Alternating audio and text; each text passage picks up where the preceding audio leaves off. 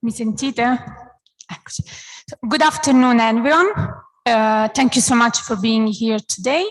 And thanks so much to the Diplomacy Festival for hosting us and for the Center for American Studies for giving us this beautiful venue.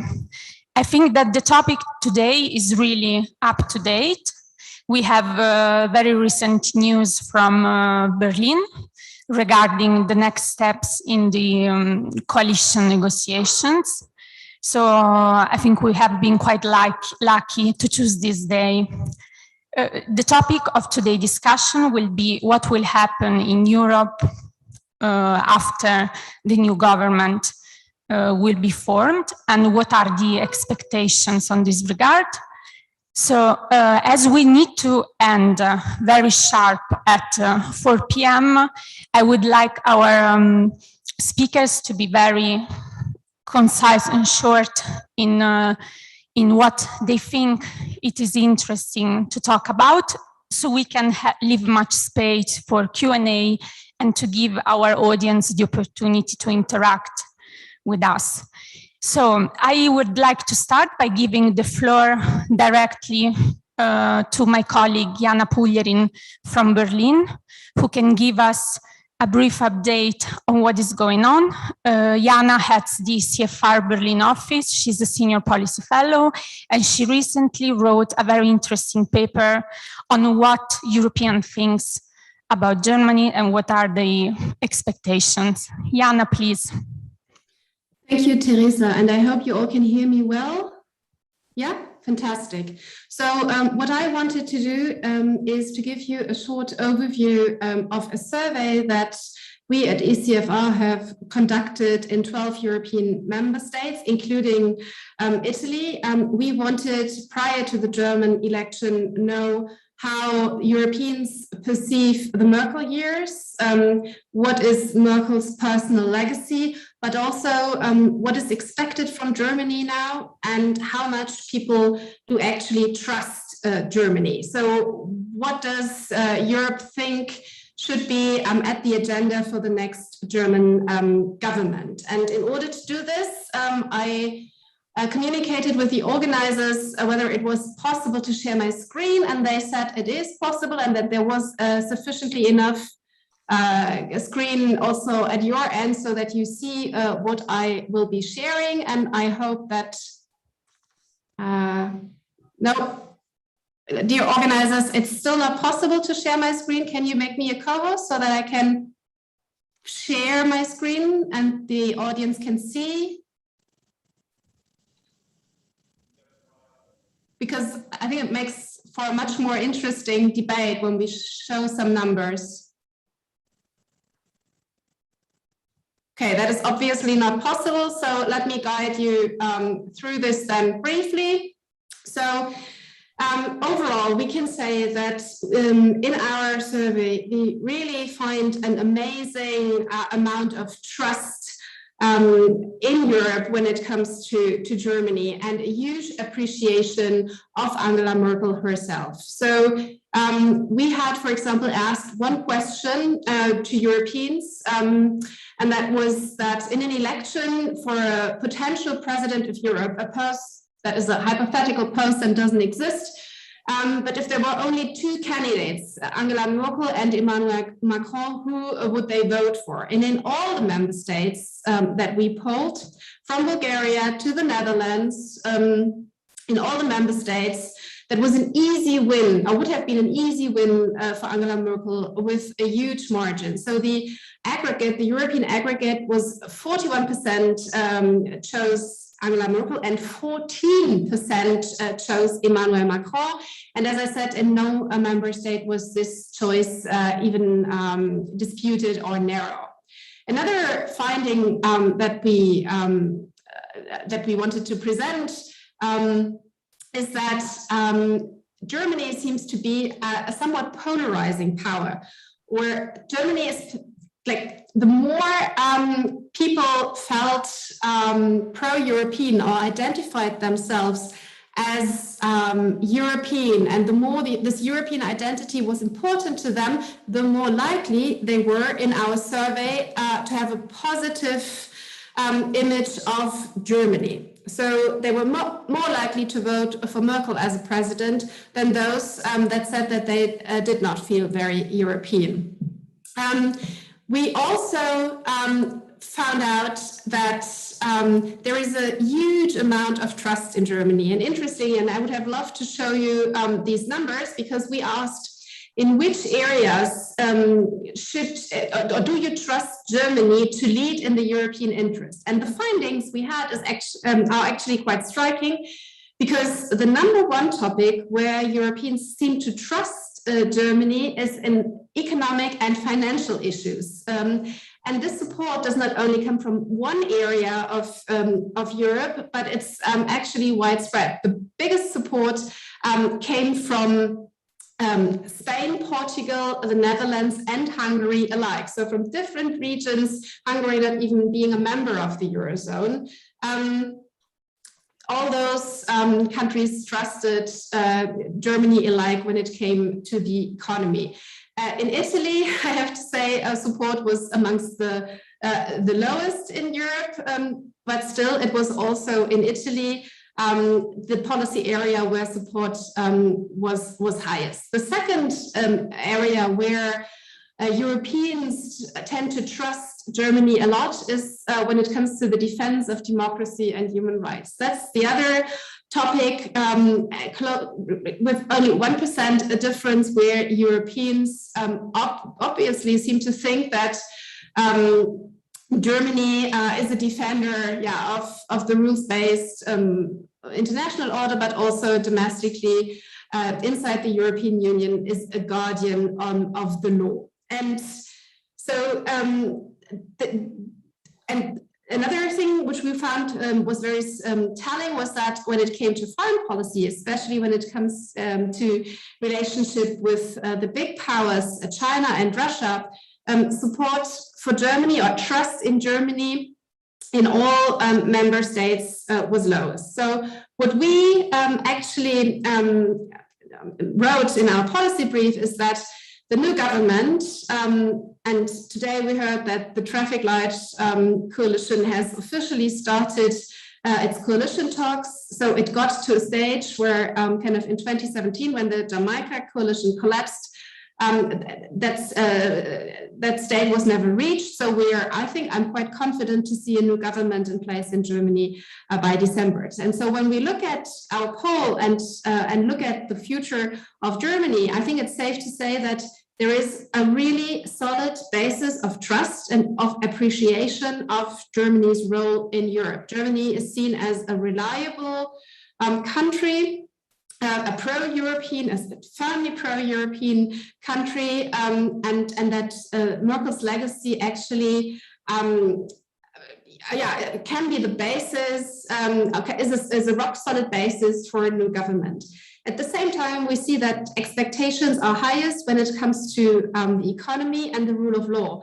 And I have to say these are the two areas where the new German government will face test cases early on. When it comes to the rule of law, vis-a-vis the situation that is now unfolding with Poland, and when it comes to the economy, the question clearly at the table is how to how to make the European recovery sustainable, and how can the European economic architecture be transformed in a way to make the Eurozone more stable. These are the two tasks at hand, and as we see, there are high expectations on Germany, but also a huge amount of trust. And so our conclusion was that the new government has every reason to be highly confident that needs a lot of support in Europe, but should not be complacent, because we think that with these high expectations and this high amount of trust comes a big responsibility also to live up to what is expected. And what we argue in our paper is that we think that therefore everything that was said positively about the Merkel years, that Germany was this bridge builder, bringing everybody to the table, is very much appreciated by other Europeans, but might now not be enough to tackle the rule of law challenge, and also the increasing geopolitical competition where more leadership from Germany might be needed. So we think it's a reason to be satisfied with what has been achieved in previous years, but it's not a reason to be complacent, and that there is a clear task for Germany at hand to lead forcefully, especially on the rule of law and on economic questions. But also we think that there is not exactly a mandate, because support was lowest for basically Germany as a leader in European China policy or European Russia policy. But we thought that this cannot stay this way, and this is a mandate, or this is kind of a call for the new government to Europeanize its approaches in these policy areas more, and to make geopolitics also much more of a priority when it comes to the next 4 years. And maybe I leave it with this in the introductory remarks. And yeah, I would have loved to show you some slides, but that is not possible. Thank you very much.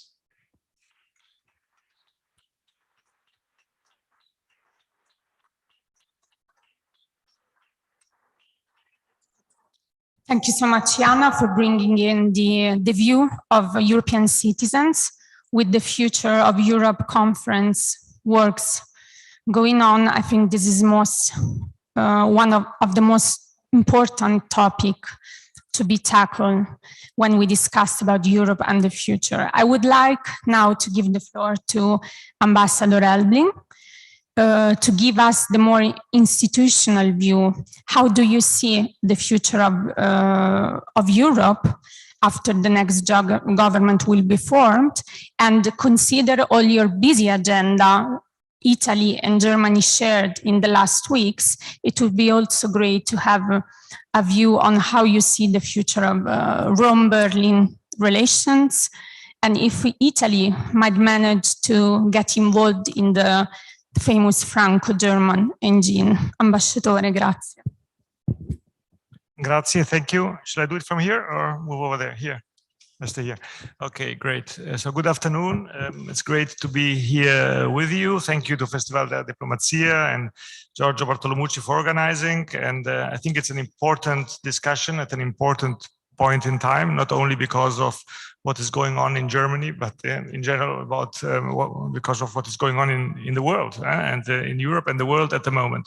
And probably the biggest and central issue, I think, in the end, is to ask the question whether we all, not only Germany, not only Italy, but we all, our civil societies and our citizens, are prepared and willing for a deeper integration. This is probably the question, and whether us, the governments, will be able to take our citizens along on that road. I think the paper that has been prepared by ECFR and that I read with a lot of interest has many important points, I think, that they make. Germany has a tradition of trying to keep Europe together somehow, and whenever it was necessary to go the extra mile, be it through diplomatic efforts or financially, I think this has happened. So this has always been seen as the one power, let's call it, that should bring together everybody and keep together this European Union. In the Euro crisis, in the Brexit crisis. So I think this is probably the way we have had until now. I would say that we have a new moment now, which really gives us, as always, in or after crisis, a chance for deeper integration. I think it's completely open, the question whether we will be able to seize it or not. I'm not sure about this, and this is not only depending on one government or two. It's really depending on a general will, really, to deepen integration. And let's see if we will be able to do so. The challenges are enormous. We start with climate change, with the US, our traditional partner, looking more to the Pacific or the Indo-Pacific than maybe to Europe and to Eastern Europe. This is a change.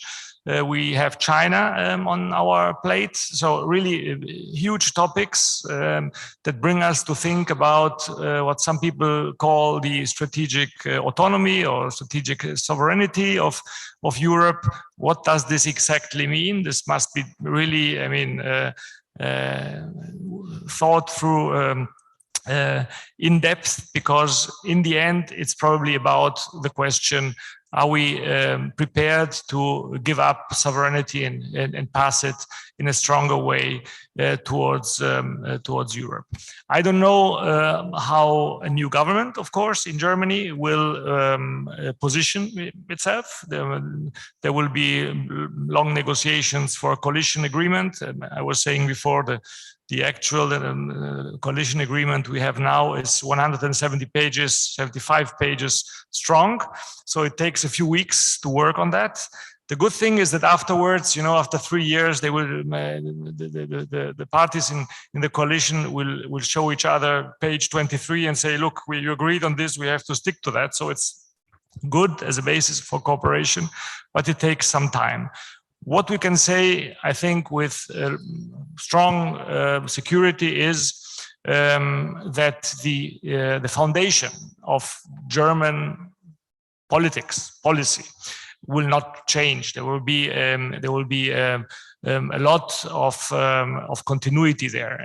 So the question of European integration, European solidity, of European stability, to keep the EU, the euro together. This will continue. This would have been the case under any government. So this is very clear. Also the transatlantic cooperation, but of course, with the interpretation we are all giving now, saying that Europe must stand on its own feet much stronger, much more than it did before. So this is an element of continuity, I think, which everybody can count on. There will be no revolutions on that, because, of course, this is a raison d'etat in Germany for any German government. This has been the guarantee for peace, for prosperity, for, I think, everybody in Europe, but especially also for Germany in the past 80 years or so. So what are the elements of this continuity? This is the interesting questions. Will we be able to rethink, let's say, the way we want to bring Europe forward? What do we do with the financial architecture in Europe in the future? How do we react to the challenges we have in the world? For example, are we able to go to a majority vote when it comes to foreign affairs, security policy? Will we be able to bring the 27 with us on this trip or not? At the moment, if we look also on the question of values, etc., If you look to Eastern Europe, especially, there might be different views on what keeps this EU together. So it's a really, really important, I think, decisive point in time.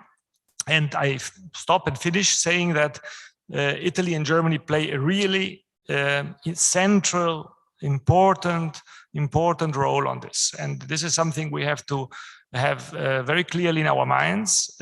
We have, of course, two countries that have been foundational members of the EU that I think are deeply integrated, deeply dependent on each other. And Germany looks to Italy and has to say, we need a strong Italy, actually. We need to build Europe together. I think it's a fantasy to think, that there's only this German-French cooperation. Yes, we need this German-French engine because of the important differences that there are also in the structures between Germany and France.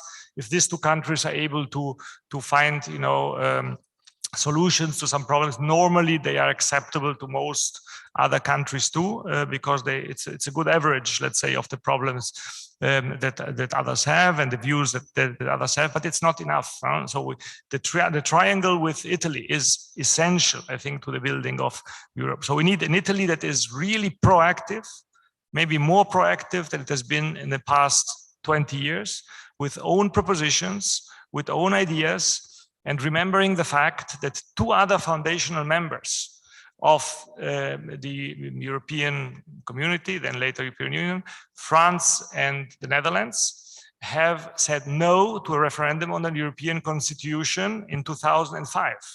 And lots of the things that we've seen after that have to do with this. The Lisbon Treaty is a reaction to that, how to cooperate best possible in that direction. So we really have a new time, big challenges between Italy and Germany. It's a very nice and good moment.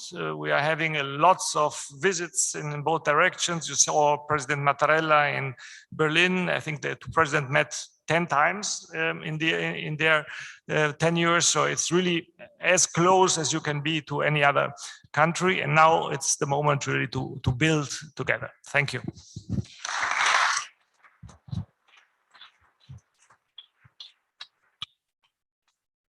Grazie, Ambasciatore, for giving us your view from Berlin. I would like now to turn to Professor Enzo Moavero Milanesi, former Italian Minister for Foreign Affairs. What do you think will be the main drivers of the cooperation between Italy and Germany in the years to come? And how do you see Europe developing in these, which are quite difficult times, not only for the integration process, but for economic and social reasons? I mean, the effect of the pandemic are still to come, the harder one. So could you give us your view based on your past experience? Thank you. Thank you. Thank you also for public here and to the organizers. It's an interesting debate, as we have already seen in this start. The relation between Germany and Italy is, and this is my personal strong conviction, is currently underestimated. It has frequently been underestimated. There is a lot of attention about the so-called Franco-German relation. There is frequent reference to the Franco-Italian natural friendship. In reality, if we look at the economic and the industrial figures and the trade figures, the integration between Germany and Italy is much bigger than any other kind of integration between European Union member countries. I was in a way surprised 2 years ago when preparing a speech for the traditional meeting between the Italian and the German Industrial Organization, which is held normally in Bolzano. I look at some figures which were prepared to me, and one was quite unbelievable. Exchange trade between central south of Germany and Lombardy and Veneto is 4 times bigger than the exchange between Germany and China. Italy is behind, so in exchange with China, in trading with China, so it's even bigger than that. So you can realize that this, in my view, is really the main driver for the friendship. The mutual integration between the 2 biggest European manufacturers, the 2 biggest manufacturing countries in Europe. Second driver, which is of great importance as well, is that Germany and Italy are number 1 and number 2 at European level, even beyond the European Union, but certainly within the European Union, as export countries. In export, Germany is number 1, Italy is number 2, in certain sector might even be vice versa, but this shows that the 2 countries enjoy a common interest in a mutually agreed European trade policy. And this is far from being a second level interest for Europe and of course for the member states, because the importance of the relation with the global trade partners is pivotal. We tend to think immediately at China, but there is not only China or the United States around Europe. There are several other partners in the Far East, in the South, looking at Africa. Africa is a continent growing with an average rate of 5–6% per year, which is quite extraordinary. So mutual interest also in trade policy. The third one, which again is not frequently mentioned, but in some occasions, very specific ones, is that both Germany and Italy have a common interest in finding a way for a better regulation of taxation. Both countries have a common interest against continuing having tax haven within the European Union, and a common interest in looking for formula for taxation for big multinational companies, quite active in Europe as well, and as we all know, not always taxed in the right way.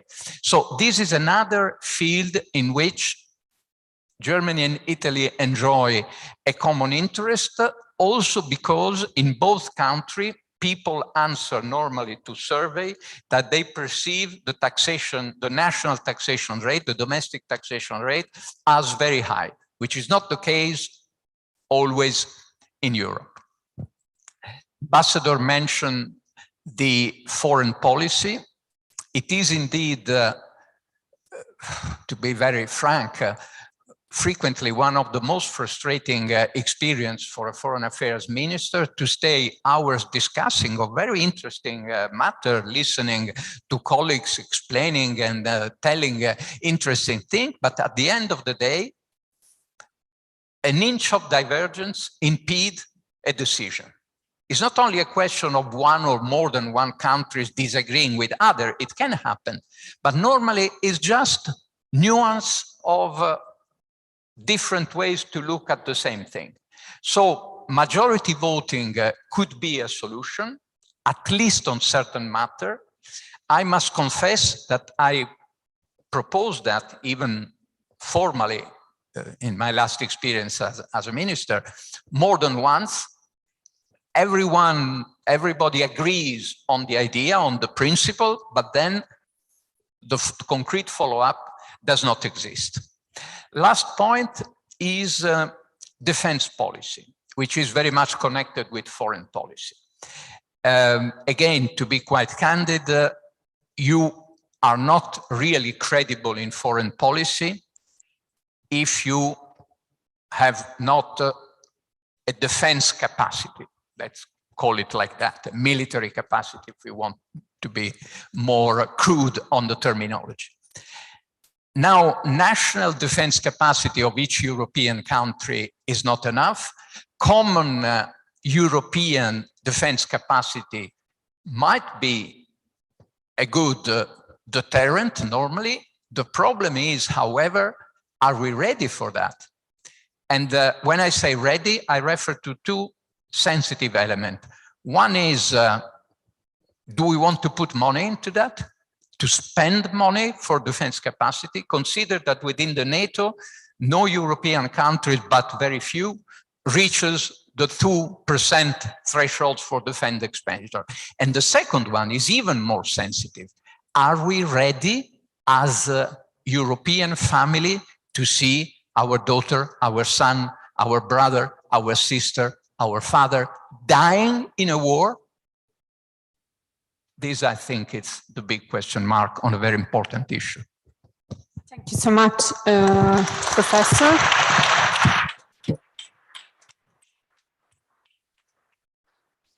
And thank you for mentioning the issue of defense and foreign policy, because this allows me to give the floor to Marta Dassù, who is Vice President of the Center for American Studies, Senior Director of European Affairs at the Aspen Institute, and Editor-in-Chief of Aspen Institute Italia, as well as an ECFR board member. Marta, please, can you give us your view about what we can expect for Europe's defense and security policy with all the debate around NATO, our engagement, the US engagement, please. Thank you very much, Teresa, and thanks to the Festival of Diplomacy for this opportunity. Starting from Germany, I would say that Germany is in this field, foreign and security policy, defense, a sort of reluctant hegemon. And also, I would add that from this point of view, Merkel's legacy is a bit disappointing. She talked very many different times of a European army to refer to what Enzo was saying before, but the reality is that Germany did not invest enough in spending, as Enzo was rightly recalling, and Germany would have to have a sort of intellectual change in mindset so as to be able to become a real actor in this field. And we saw it also from the electoral campaign. After all, foreign policy and security remained as a secondary issue.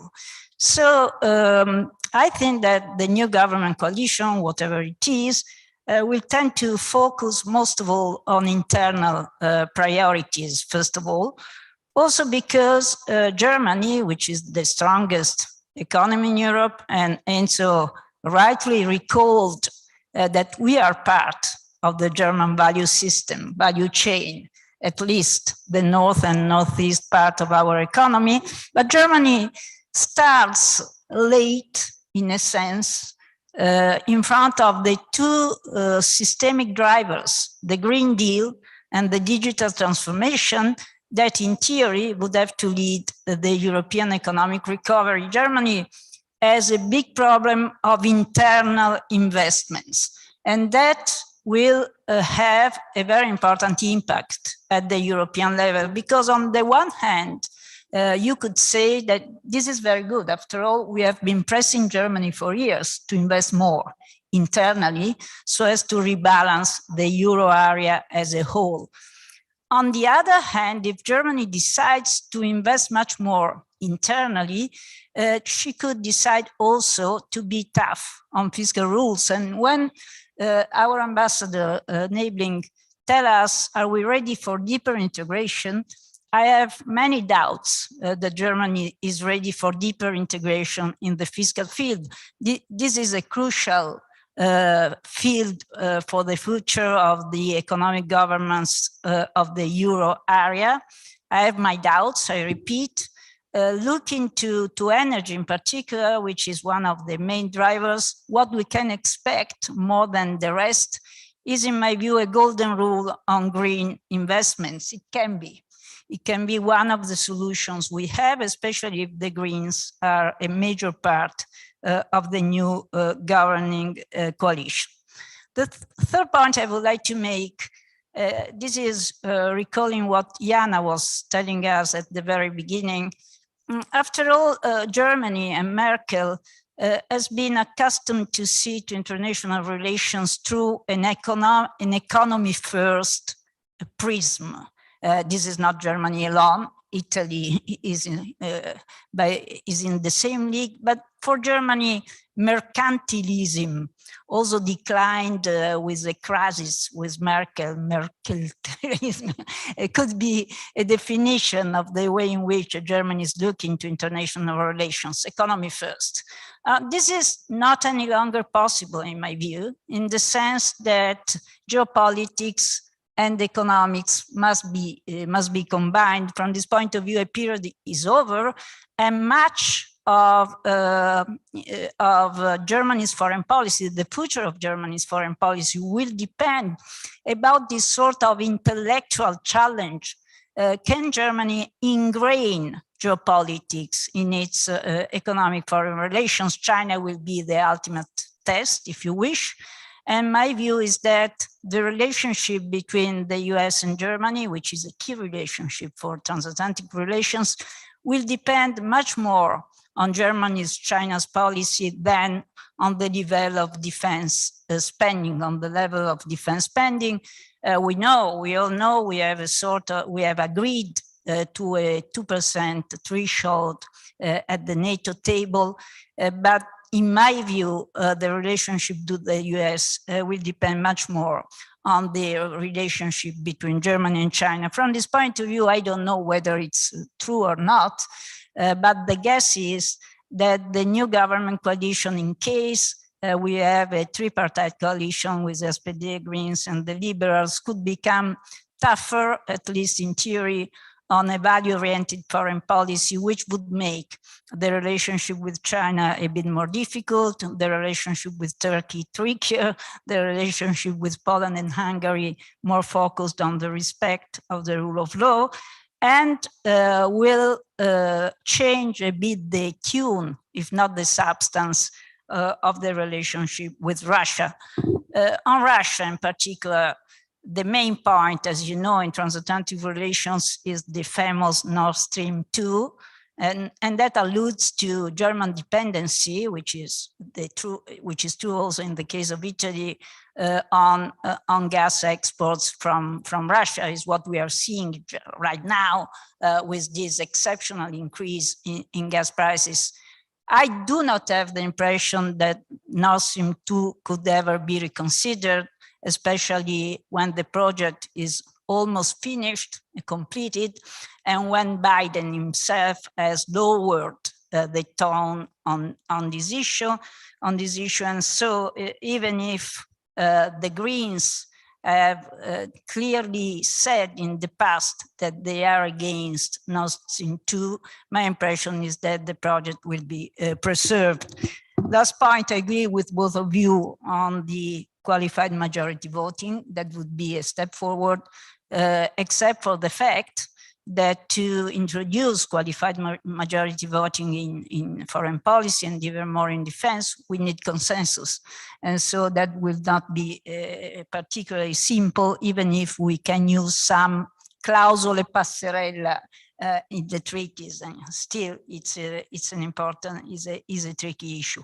Finally, on this famous buzzword, strategic autonomy, I think that Germany will remain much closer to Italy than France. I don't know how much you follow this debate, but in any case, it alludes to the balance you need to establish between a more capable Europe in defense and NATO. For many different reasons, Italy and Germany, in my view, are much closer among themselves in defending the need for complementarity between the two organizations.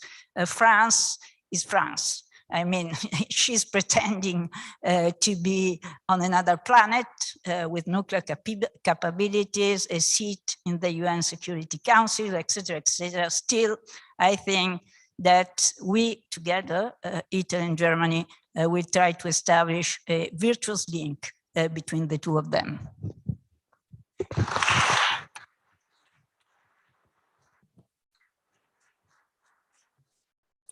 Thank you, Marta. So far, we tackled many foreign policy issues, so I would like to focus a little bit more on the internal dynamics of the European Union by giving the floor to Brando Benifei, who heads the Democratic Party delegation at the European Parliament.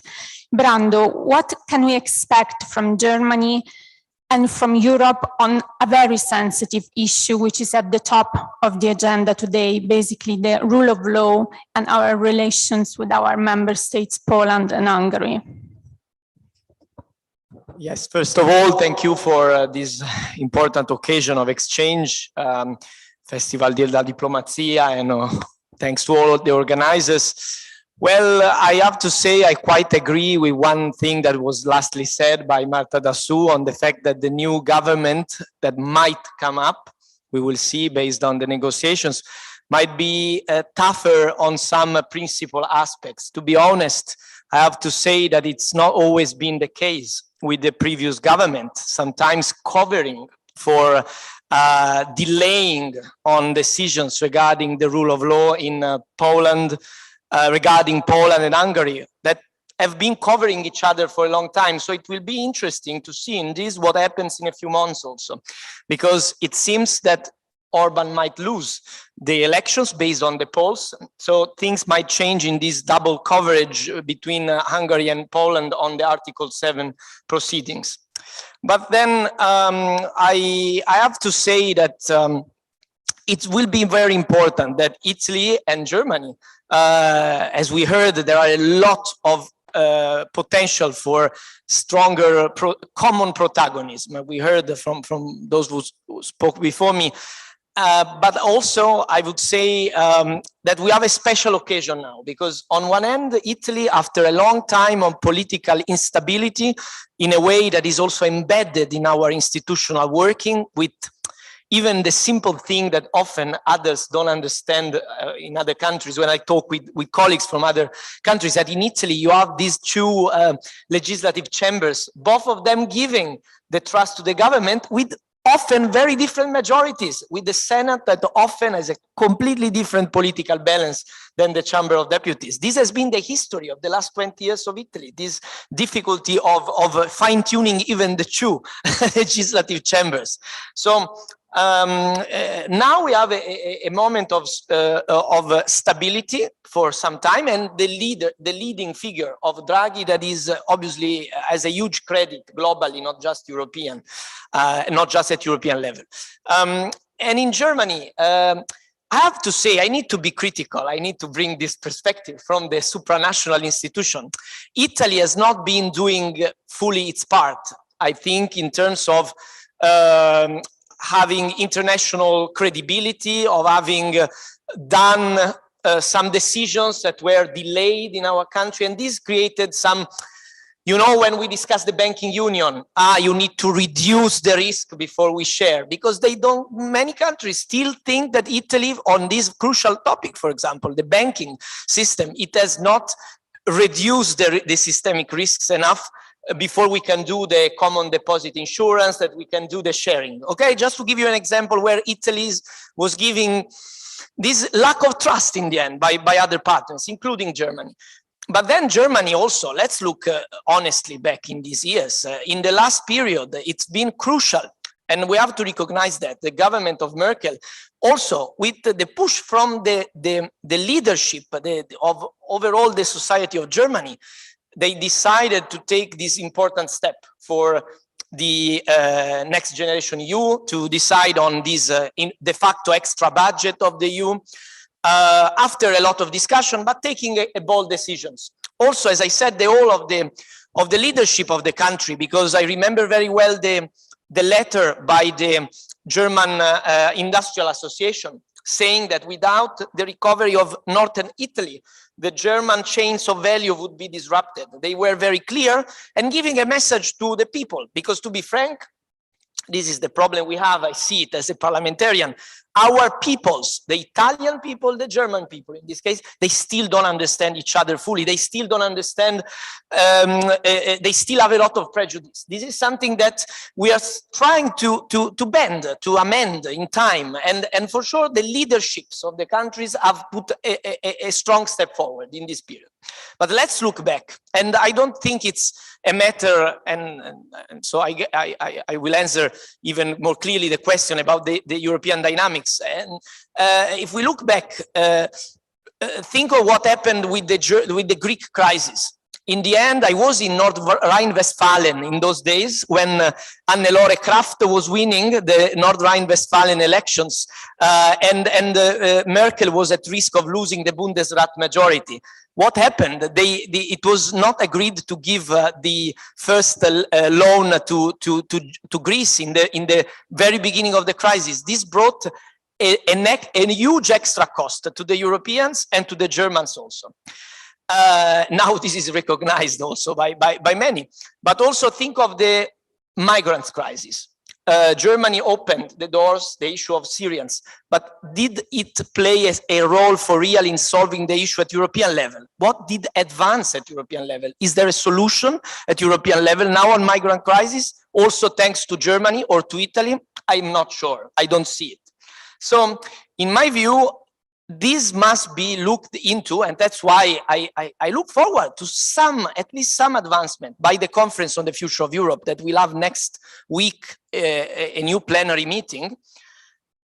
We hope at least that it opens a debate. It doesn't solve, but at least puts the issue on the table for real, that we have a systemic problem at the European level, because these choices were taken. I gave also an example regarding the internal regional elections, Länder elections of Germany, were taken because we have a system where the short-term electoral pressures are impeding common European decisions. And this must be discussed with a lot of clarity, I think, and sincerity, because it's the same, I would say, on other examples also in my own country that delayed important reforms for a long time, because we have a lack of a real capacity of medium-term look.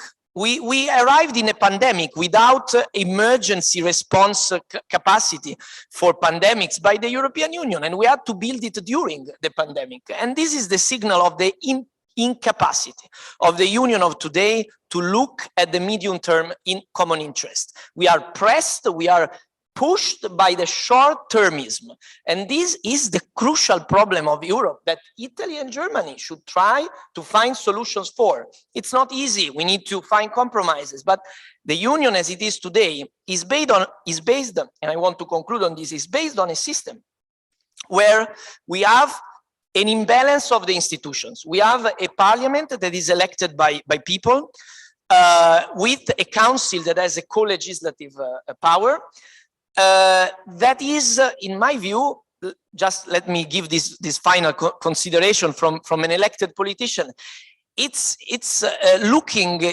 comes from the past in the sense that it's an instrument of decision making that is partially diplomatic and partially political, that is based on an old European Union. I think we should be discussing this more clearly. Why I'm saying this? Because the Council as it works today, with the unanimity, with the idea that is the diplomatic idea, that you need the consensus, that you don't vote even when you can, because we don't vote even when we can decide with a majority. We want often unanimity in Council, even when it would be possible not to decide without it. And we have a lot of cases.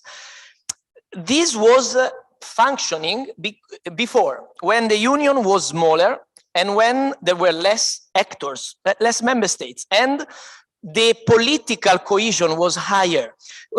Center-right, center-left governments, they were anyway all united for working on further integration. And when Austria had the case of that government, there was the cordon sanitaire, one case, Austria government. But what happened in the years after? I'm referring to either time, okay? But after that, we have a lot of governments with a lot of differences, of distances that became, I think, insuperable. And so we have seen that we arrive late on problems, that on some problems we just don't arrive ever, like migration. And so the way the union works today, it's not working. And we only, when we were almost destroyed by the pandemic, then we had this a reaction. But we cannot rely on disasters and on emergencies. We need to recreate a functioning working system for the union that, in my view, was, by my observation point as a 8 years parliamentarian in the European Parliament, has been decreased since we enlarged without deepening, without saying that those that want to do more should do more, even with differentiation. The truth is, and I conclude on this, when the UK has decided to have a referendum whether to stay or to leave, if it stayed, maybe it could have been the incipit of a differentiation process between the different European countries. So our hope from the European Parliament side, I have to say, this is shared by many colleagues, is that we can find a way so that those countries, and I think Italy and Germany for sure, that can do more together, will be able to do more together. Not abandoning other countries that might not be able to do more together, but keeping the union that we have today, but not just accepting that this is the maximum we can get, because this is clearly insufficient for the needs of our people. And people, especially young people, are finally understanding that. You can look at the polls and at the statistics, and I think the new generation is more ready to understand this and to react. And I hope this will be finally the time. Thank you very much.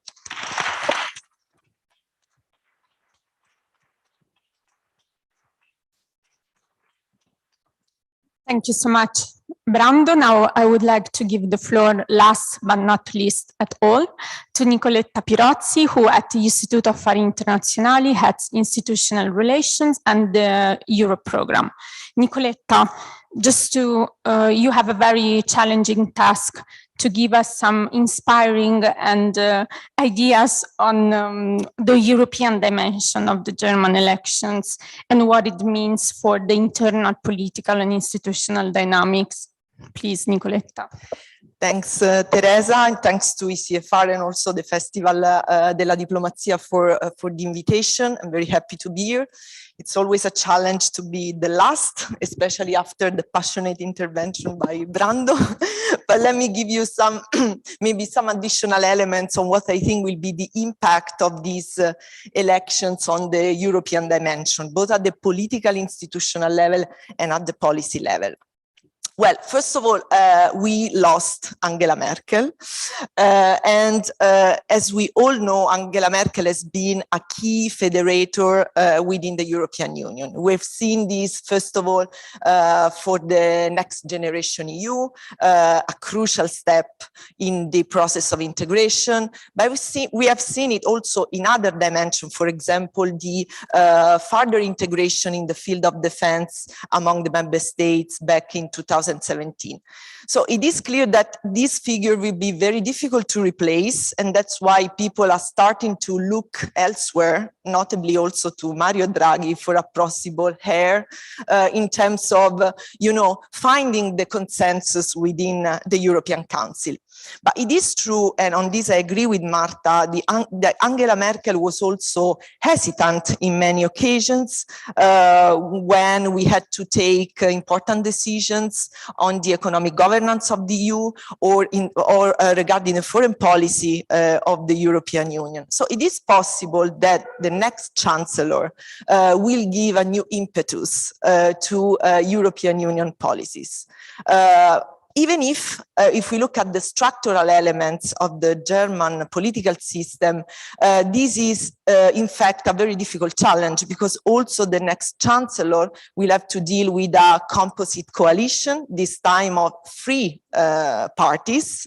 The Chancellor will have to accommodate also the claims by powerful governments from the Landers, and also he will have to try to find a balance, which has been always difficult for Germany, between the European Union membership and the commitments arising from that, and the constraints of German constitution.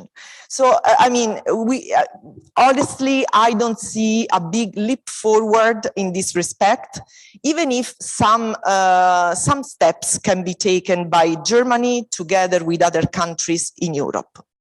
Now, if we look at the impact of the actual results of the election on the political institutional dynamics, if this coalition succeed, and I mean, as we probably, as it is probably so, we will have a future government, a trophy-like coalition with Scholz as new chancellor. This will mean that the European People Party will lose a very important seat within the European Council.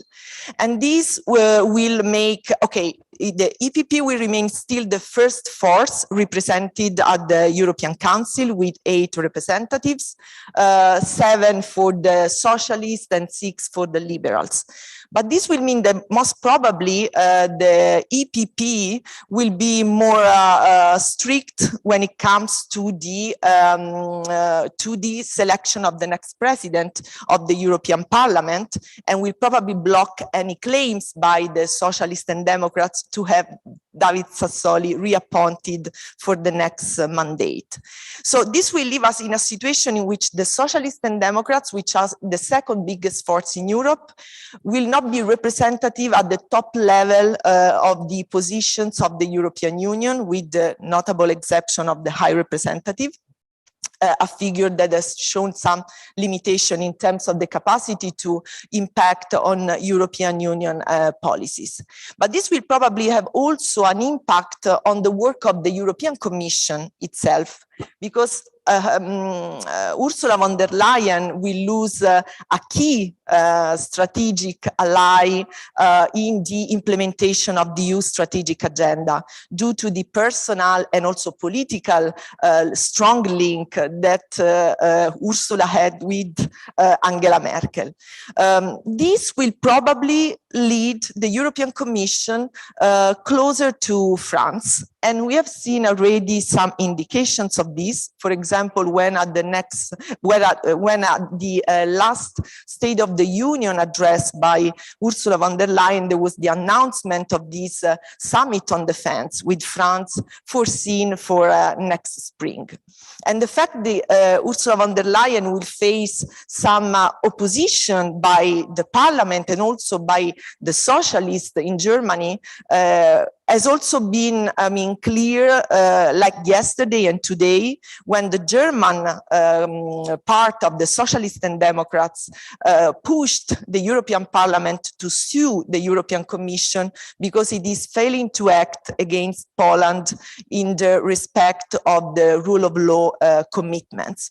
So all these dynamics will have to be taken into consideration when we look in the medium longer term to the future of Europe. In terms of policy, it has been said already, in case, this coalition government will agree on the position of the new finance minister for the liberal leader, Lindner, this will be probably not a good news for Italy, in the sense that we might expect a stiffening of the position of the German government on the reform of the fiscal rules of the European Union, even if, as it was said, maybe the SPD, and in particular Scholz, and also the Greens, will manage to loosen some of the debit and deficit threshold in favor of investments in the social field and in the green transition field. We will have probably also a more value-based foreign policy, as it was said, and we're all expecting some steps in the field of defense. Here, all the parties that are forming the coalition now made clear that they are in favor of a defense union. They are in favor of a European army. They mentioned this also in their electoral programs. But their commitments in terms of what role Germany wants to play, for example, in the missions of the European Union, or for example, how much Germany is ready to spend in terms of money in the field of defense is not clear. here. And here, as in other fields, I clearly see a role for Italy for the formation of a sort of a triangular relationship with France and Germany, a useful addition, I would say, to the Franco-German engine that in any case will remain a driving force for Europe. This is clear from the electoral programs of the three parties, because all of them insisted on the commitment to reform the European Union, also to strengthen the position of the European Parliament and to give the European Parliament more legislative powers. So this will probably not change for the future. However, I mean, other member states and Italy also needs to take the lead for the next important reforms that the European Union will face. To conclude, I think that we have all seen both, I mean, the downsides of both Germany being a dominant power, for example, during the economic and financial crisis and the Greek crisis in particular, but also of Germany being a reluctant hegemon, as it was mentioned, in foreign policy. So I think the best thing we can expect from this new government and for Germany in Europe is Germany to be really a driving force for the European Union, being able to federate and integrate in an inclusive manner, as it has done in the past within the European Union, but also to bring the European Union to a next level in its foreign policy relations. Thank you.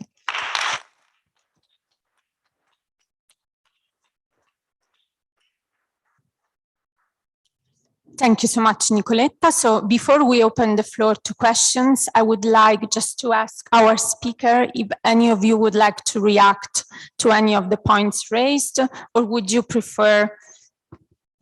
Grazie. Yes, no, thank you. It's a very interesting discussion. I think many points are worth, let's say, debating. And I would say I see an interesting view of Germany that differs a little bit from the view the Germans have of themselves very often. It is good to see that there is so much, let's say, hope and expectation for Germany to take an important role. I think Germans would never see themselves as hegemons of some way. You know, they're not even in economic field. Yes, we are we have the biggest weight economically, financially in Europe. But we are very, let's say, conscious and knowledgeable of the fact that we are absolutely dependent on how this European Union works. I mean, this is completely clear. 50% of our trade is done with the European Union. So I mean, hegemon is just, in my opinion, a completely wrong word just to use. There is no hegemon in Europe.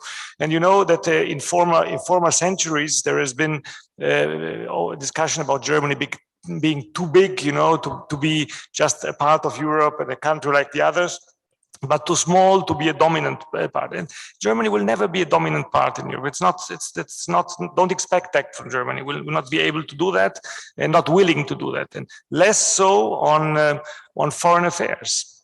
In foreign affairs, I mean, the foreign projection of Europe is a function of what we're able to do internally. So we will be only strong internationally as Europe if we are able to get our thing together in Europe.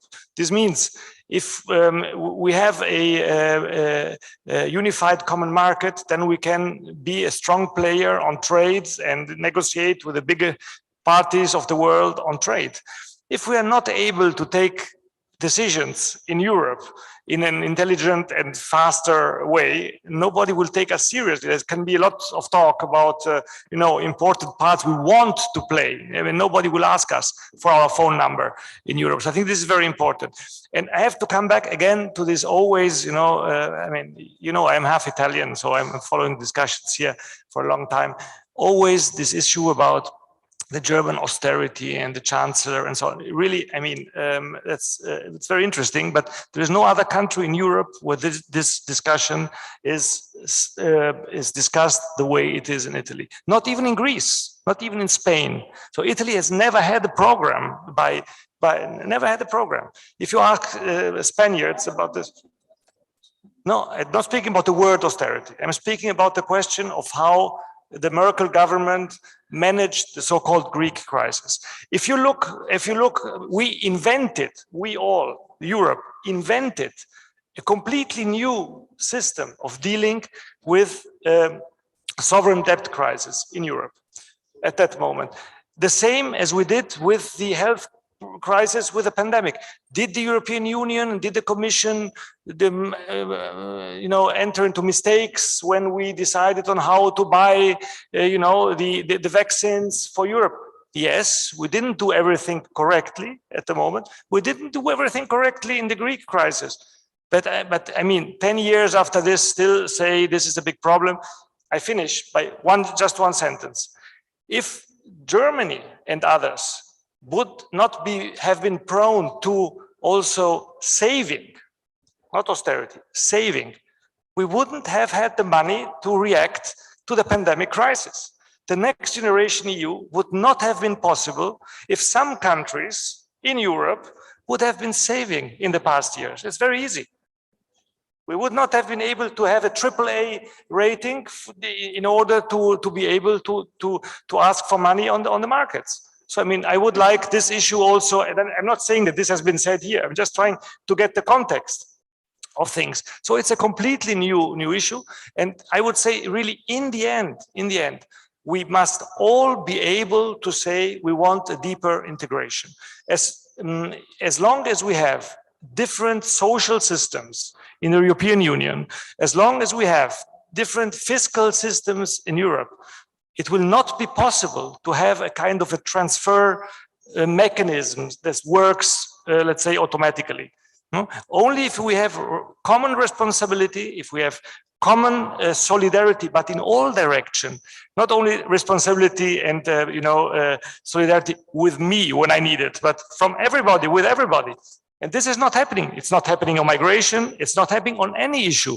Nobody is crying for solidarity with Greece, with the migrants who arrive, in the terrible camps we have in Greece. I don't see the solidarity around. Where is it? Where is it? So I think we really have to change the way we approach these issues. Are we able to give up sovereignty? Fine. Let's do it. Thank you, Ambassador. So now it's my pleasure to open the floor to your questions. I know there are many of them. Okay, so please introduce yourself before making the question. Can you hear me? Okay, perfect. So my name is Forkina Evelina. I'm coming from Russia, and I'm the second-year student from the Global Governance course at Vergata University of Rome.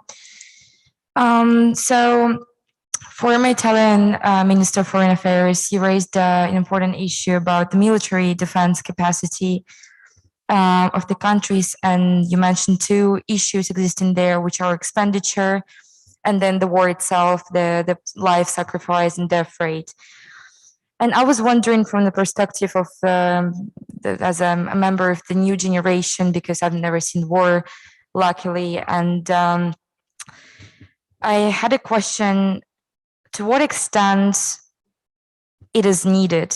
Because I have this understanding that we progressed enough to step away from military competition and rather find other ways to spend money on and deal with this kind of issues. Thank you very much.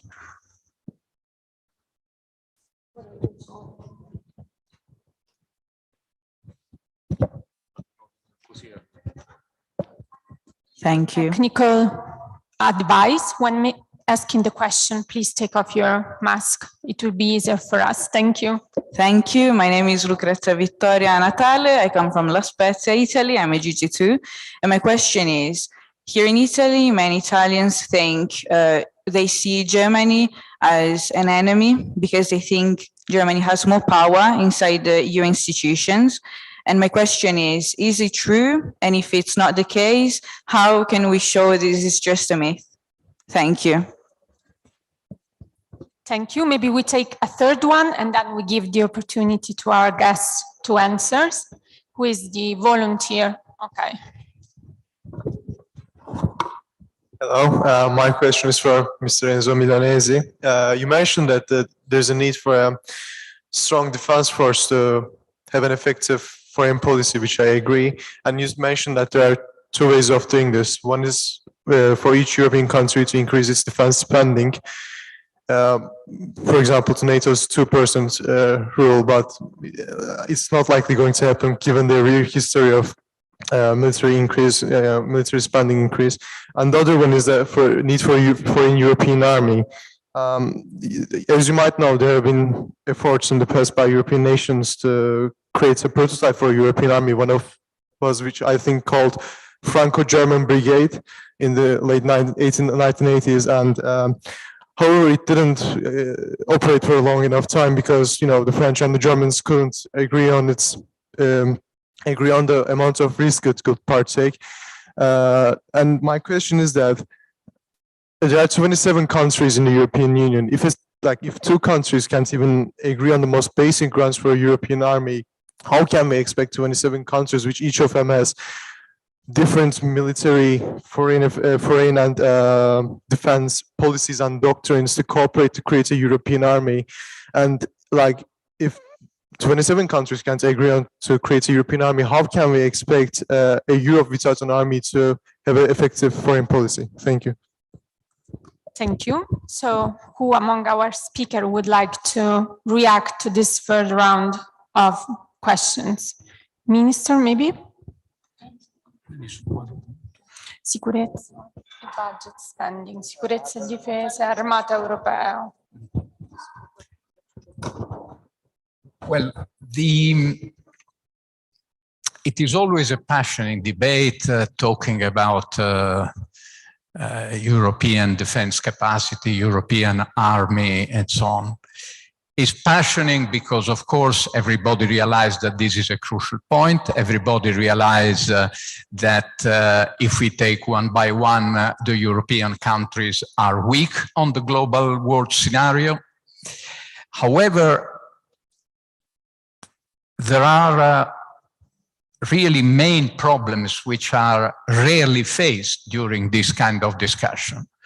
One is expenditure. Expenditure means not only spending money, but means how much money are you ready to spend? Translated in another way, how much taxes are you ready to pay more to spend more money for a European army? An efficient European army, because an inefficient European army brings us back to scratch. So, first problem, money coming from taxpayers. Taxpayers means all of us. Sooner or later, each of you will pay taxes if he's not already paying taxes. Second point is the one I said before. If you have an army and you want the army to be a real deterrent, you need to be ready to use the army.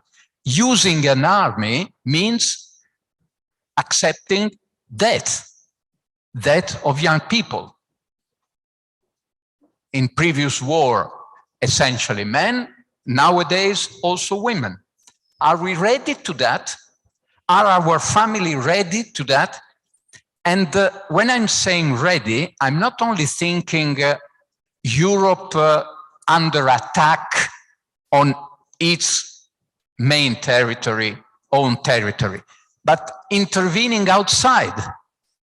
Are you ready to die for a faraway land or not? We can say yes, but the army is a professional one. Yes, of course, at the first stage. But if you prepare in the optic of having a real military capacity, you have also to be prepared to everyone concerned army. Third point and last, it was briefly mentioned by Marta, but is also, in my view, an essential element. It is, to some ways, very interesting that France is pushing for the defense capacity and the European army. Defense capacity, in modern terms, is very much connected with foreign policy capacity. And France is now the single European member country with a permanent seat in UN, with all what that means, veto right includes, and nuclear weapons, officially declare nuclear weapons. Is France ready to share that, to transform the French seat in the UN? This is, I know, deeply provocatory. I would have said that when I was in office, but I can say that now that I am a free common citizen, with freedom to speak freely. So are they ready to put their seat at the disposal of the entire European Union? And the European weapons, are they ready to give the famous suitcase to every other European leader, or to Ursula von der Leyen? Why not? Could be an idea. If we don't answer precisely to these 3 points, the rest is a wonderful debate for seminars, talks, conferences, books, articles, nothing more. May I add a word on that? I think that, first of all, we spend in Europe badly, because more than we spend not enough, which is one viewpoint. Also, we spend badly in the sense that if you consider the aggregate military spending in the 28 countries, we are spending 3 times what Russia is spending now. And Russia, in theory, is our adversary, because when we conceive the NATO strategic concept, the main country we are looking at for the purpose of common defense is Russia. So we are spending 3 times what Russia is spending now. We spend badly, and we have a lot of overlappings. We have 18 kinds of the same category of army. We are building 3 or 4 new fighters at the same time. So there is a degree of dispersion, of waste in the defense sector, which is unbelievable. Second, in my view, there is a major distinction to make. When we speak of territorial defense, the European Union must be defended against an outside attack, which could be, in the current conditions, a cyber attack, or could be terrorism, etc., etc. We think, more or less, this is the consensus in Europe, that NATO remains the major organization to look at. So when we reason in terms, also because for the United States, notwithstanding the shift to the Asia Pacific, NATO remains a convenient solution in economic terms. So when we speak of a future European defense, we are speaking of crisis management, sending troops, as Moavero Milanese was right in telling us, sending combat forces in Libya, for instance. I don't know whether we consider that Libya was a good idea or not, but independently from that, the reality is that without the US support, it would have been impossible to make a Libyan-like operation, because we have gaps in aerial and naval systems. So we're speaking of sending troops. Which troops? The fact is that we can prepare joint forces. You rightly mentioned that we already did it with the battle groups, for instance, in 2007, without any real implementation of these decisions. We are sending joint forces for a mission guided, led by whom? And this is the point rightly made by Enzo. Who is going to decide when and how sending troops?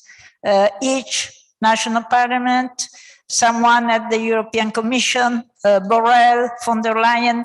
This is, I mean, the chain of command remains a critical issue. And finally, so as to be able to spend better and to have a technological advanced army, Enzo was also very right on this point. We cannot build up joint forces of the past.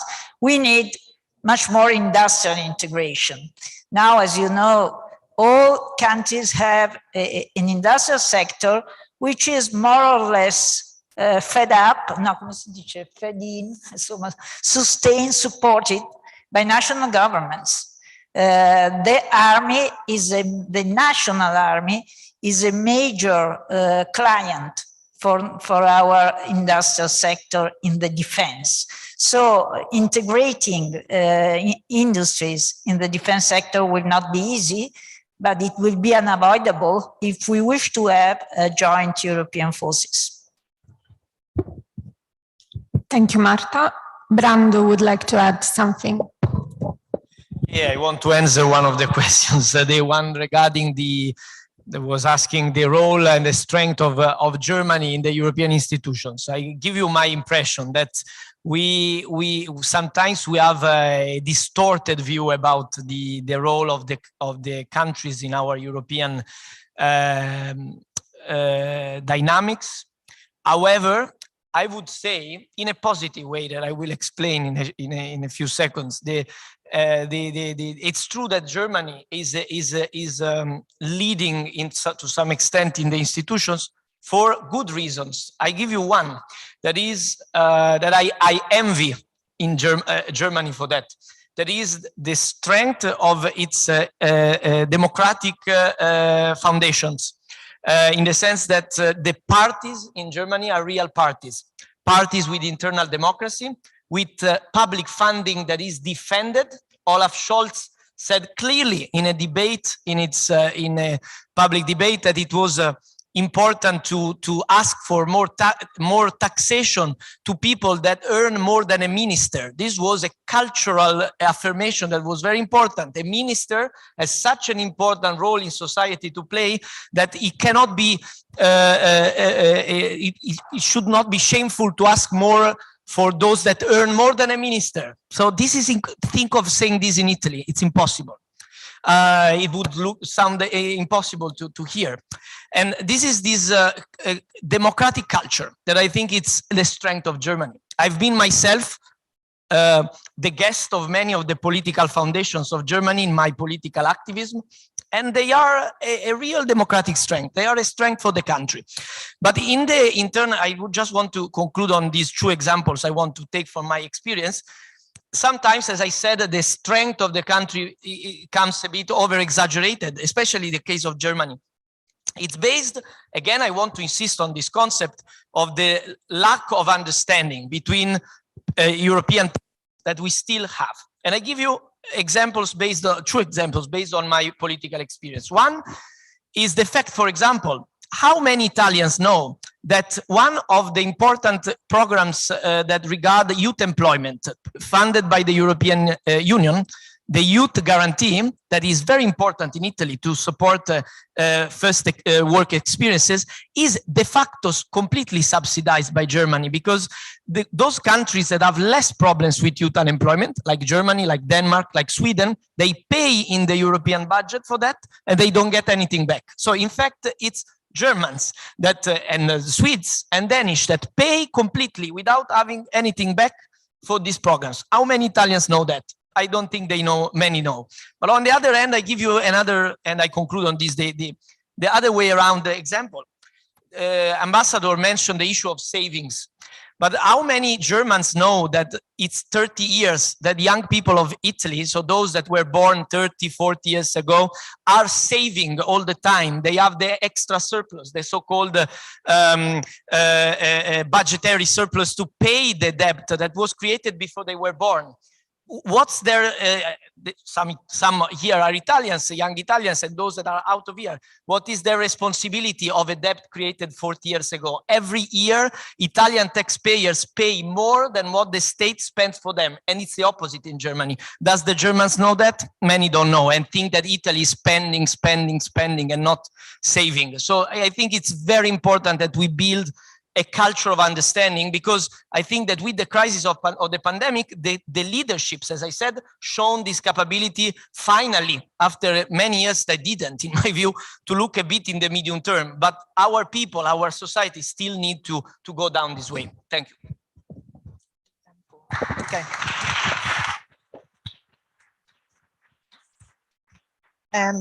So a couple of brief reactions on the questions. So first of all, is Germany so powerful? Well, I think so. And I think so because the European Union is still a very complex animal, and intergovernmental politics and institutions still play a big role in a number of policies. Foreign policy is one, but also migration and so on and so forth. So power politics still matter very much in Europe, and Germany still remains the richest, the largest, and the most industrialized country in Europe. So we have to take this into consideration when we judge and the role of Germany in European politics, and when we look at the future, also in terms of possible allies of Italy in putting forward some very important reform proposals within the European Union.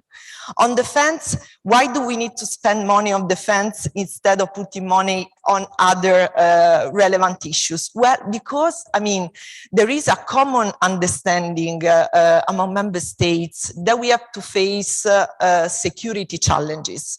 And these security challenges are within Europe in the form of hybrid threats, cyber attacks, possible international terrorist attacks on the European soil, but are also challenges that we face in the immediate neighborhood of the European Union and that affect very much the security of European citizens. That's why we have to be prepared also to play a role and not to be overcome by other powerful regional and international powers that sometimes do not act in the interest of European citizens. However, as it was said, there are at least two conditions that we still lack for a European army. First of all is the political authority, because we need to understand who decides on how to use the army and for what purpose, so for which foreign policy we have to act. And the second, we need the capabilities. Can these capabilities come from the 27? I don't think so, honestly, because there are too much divergences. So at this point in time, we really need to identify a core group of willing and able member states that can lead the European Union on this way. We experienced this with the permanent structured cooperation, 25 member countries. We didn't manage to achieve what we wanted. And that's why I think the role of Italy, together with Germany, France, Spain, Poland, and other countries, will be instrumental in this direction. Thank you.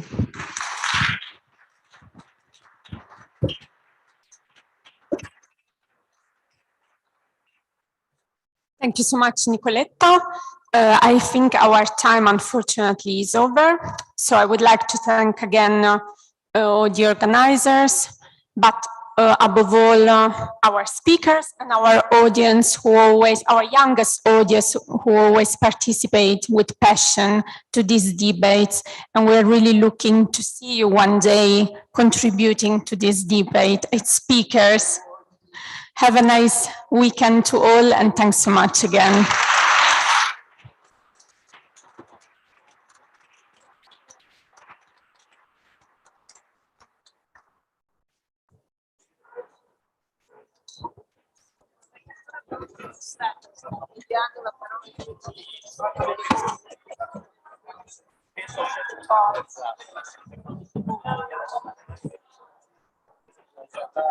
I have a short question. How realistic